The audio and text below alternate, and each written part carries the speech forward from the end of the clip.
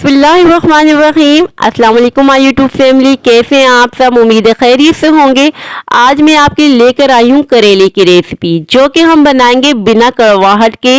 ये मेरी गारंटी है, ये बिल्कुल भी कड़वे नहीं बनेंगे। करेले की सब्जी ढेर सारी ग़िज़ाइयत रखने के साथ साथ बहुत सारी बीमारियों को ख़त्म करने के लिए भी बेहतरीन सब्जी है।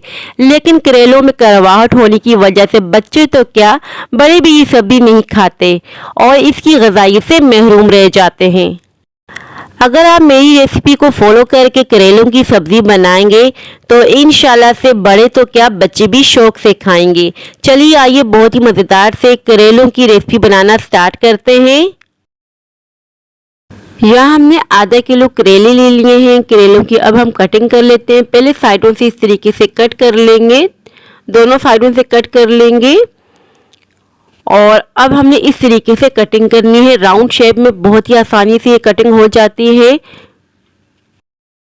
एक करेले की हमने कटिंग कर ली है। इसी तरीके से सारे करेलों को हम कट कर लेंगे। मोटाई देखिए मैंने इतनी रखी है, ज़्यादा बारीक मत कट कीजिएगा। और जो बेबी सीड्स होंगे हमने रिमूव नहीं करने होंगे। इस तरीके के जो सीड्स होंगे ना, बिल्कुल भी रिमूव मत कीजिएगा। और जो मोटे मोटे से सीड्स होंगे इसके, तो ये आपने रिमूव कर देने हैं।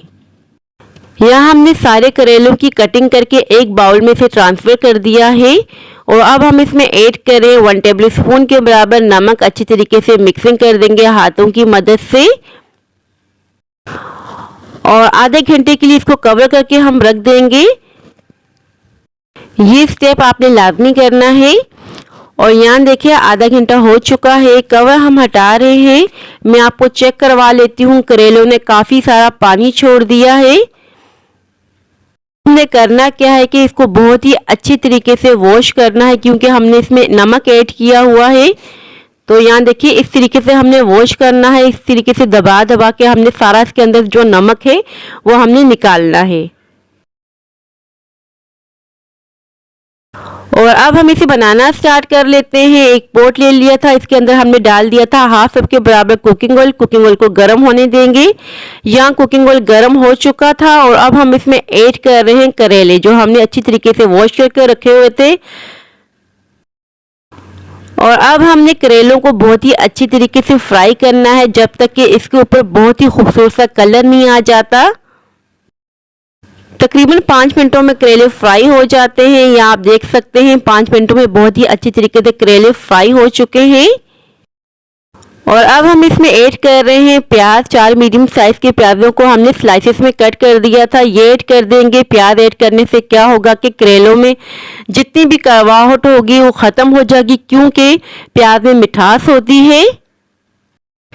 इस पॉइंट पे हमने किसी मसाले का भी यूज़ नहीं किया। और अब हम इसमें ऐड कर देंगे टमाटर। 3 मीडियम साइज के टमाटरों का हमने यूज़ किया है, छोटे छोटे पीसेस में कट कर दिया है।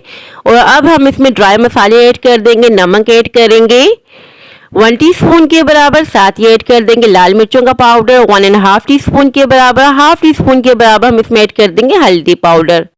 बस करेलों में बहुत ही कम मसाले जाते हैं, गिनती के 2 से 3 मसाले जाते हैं, मगर जायका बहुत ही बेहतरीन होता है। और ये बिल्कुल भी कड़वे नहीं बनेंगे, ये मेरी गारंटी है।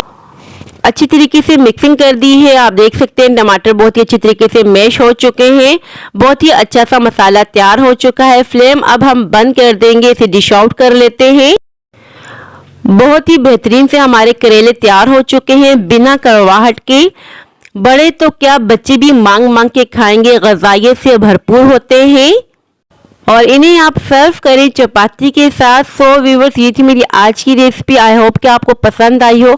अगर पसंद आई हो तो लाइक शेयर सब्सक्राइब लाजमी कीजिएगा। दुआओं में याद रखिएगा। अपना वालिदैन का बहुत ज़्यादा ख्याल रखिएगा।